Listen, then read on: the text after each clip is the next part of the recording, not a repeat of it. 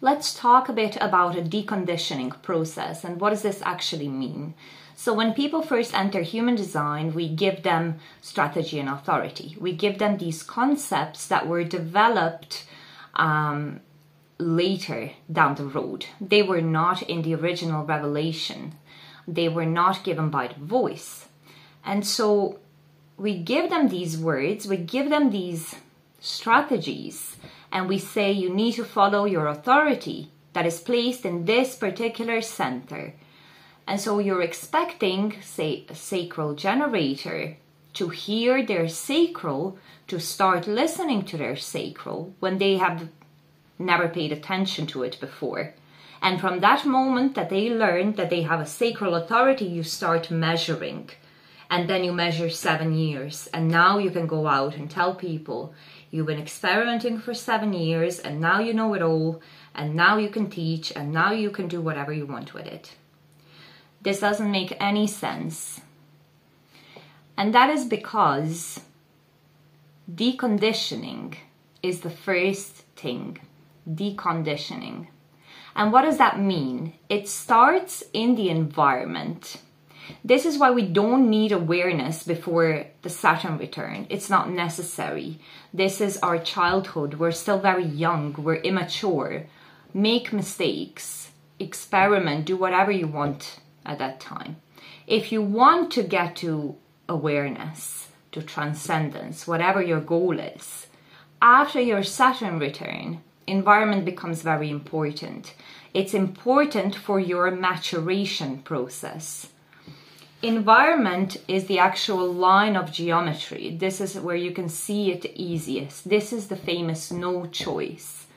It's not about no choice when it comes to choosing a drink, choosing what you're going to wear, choosing what you're going to eat.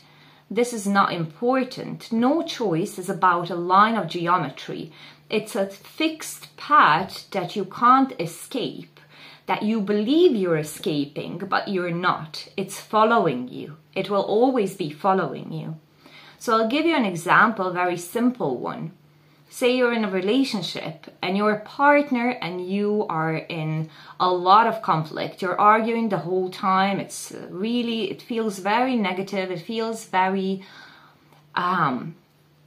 toxic, whatever you want to call it. It's just not very pleasant. It's not easygoing. It's complicated. Well, guess what? It might be your line of geometry.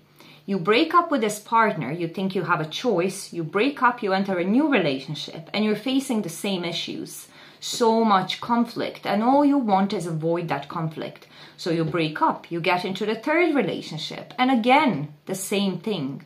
This is the line of geometry. It's following you, and you can't escape it. The illusion is that you're escaping it every time you break up, but it keeps following you. It's always there. And until you accept it, you won't get anywhere. In order to be correct in your environment, you need to accept your nodal themes. You need to allow yourself to look at them, to see and experience those nodal themes without avoiding them and without identifying with them. So the nodes, the environment is an independent variable. The variable above the sun and earth, your digestion or determination. Think about the word determination. Decision making, firm decision making. That is where your inner authority is. So this decision making, this determination is a dependent variable, and it is dependent on the environment. So the deconditioning process starts with accepting your environment. Stop avoiding it. Stop running away from it. Accept it. And why is this necessary? It's because through that environment, you see your purpose. You're able to see where you need to go, where your purpose lays. That's the whole point of it. And no, it doesn't mean that it lays in a negative relationship. It just means you will get to it through this experience, that this experience is there to teach you something. And only then can you gain access to your determination, to your actual cognition, the actual inner authority. And I've explained this before, but I'm going to just say it in short now.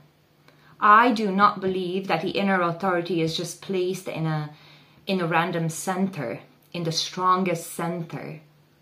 Because if this is a binary system and our outer authority is personality, sun and earth, the expression of it, then our inner authority would be on the opposite side. Same as everything else. It is a binary system, so let's treat it like that.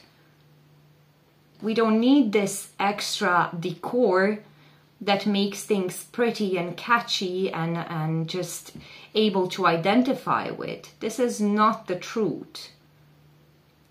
It's nice, it's entertaining, but it's not how it works. So step number 1 in your deconditioning process is environment.